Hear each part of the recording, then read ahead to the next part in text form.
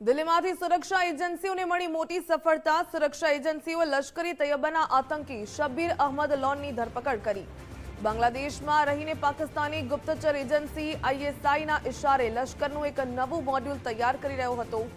ગુપ્ત ઇનપુટના આધારે દિલ્હી પોલીસ અને સુરક્ષા એજન્સીઓએ ધરપકડ કરી છે। પ્રાથમિક તપાસમાં સામે આવ્યું કે સીમાપારથી મળતા નિર્દેશ અનુસાર ભારત વિરોધી ગતિવિધિઓને અંજામ આપવાના મિશન પર હતો।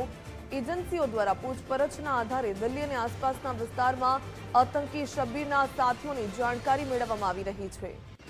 વધુ વિગત મેળવીએ સહયોગી વિજય દેસાઈ પાસેથી। વિજય, દિલ્હીમાં સુરક્ષા એજન્સીઓને સૌથી મોટી સફળતા મળી કહી શકાય। ખાસ કરીને લશ્કરી તૈયાબાના એક આતંકીની ધરપકડ કરી લેવામાં આવી છે। શું વધુ વિગત? બિલકુલ, જે આ લશ્કરનો આતંકી છે શબ્બીર અહેમદ લોન, કે જે 2007માં પણ દિલ્હી પોલીસની સ્પેશિયલ છે અને તેને પકડ્યો હતો AK-47 અને ગ્રેનેડ જેવા હથિયારો સાથે।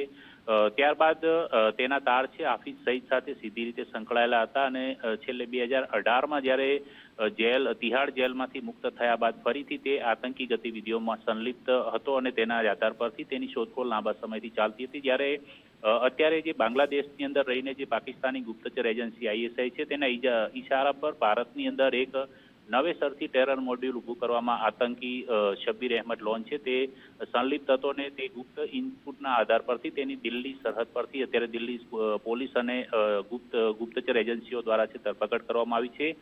તે ભારતની અંદર એક નવું આતંકી મોડ્યુલ ઊભું કરવાના પ્રયાસ પણ કરી રહ્યો હતો, જેના આધાર પરથી સેન્ટ્રલ એજન્સીઓ અત્યારે તપાસ પણ કરી રહી છે કે તેની સાથે અન્ય કેટલા લોકો સંકળાયેલા છે તે દિશાની અંદર પણ તપાસ કરવામાં આવી રહી છે।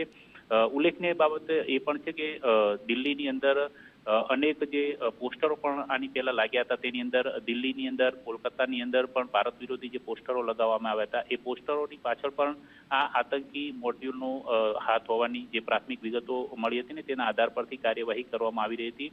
જોકે આજે ફરીથી આ શબ્બીર અહેમદ લોનની ધરપકડ એ સુરક્ષા એજન્સીઓ માટે એક મોટી સફળતા છે અને ભારતને અસ્થિર કરવાના જે આતંકીઓના જે પ્રયાસો છે તેને નિષ્ફળ બનાવવાની દિશામાં ગતિવિધિઓ અત્યારે તેજ કરવામાં આવી છે। જી, ધન્યવાદ જાણકારી બદલ।